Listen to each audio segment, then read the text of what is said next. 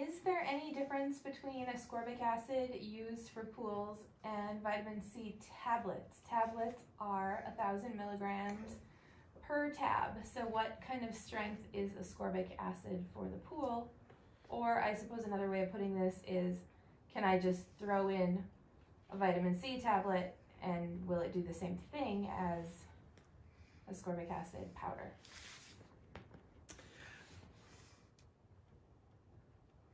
So this is not the easiest question to answer.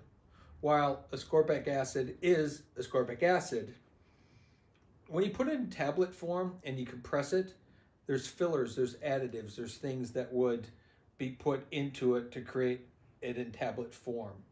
In terms of milligram per, the amount of available ascorbic acid per milligram might vary. I don't know that I have a really good answer for you on that one.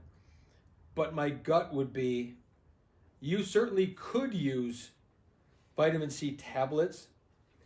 I do think, though, that the concentration is going to be fairly low in comparison to what you might find in a powder form.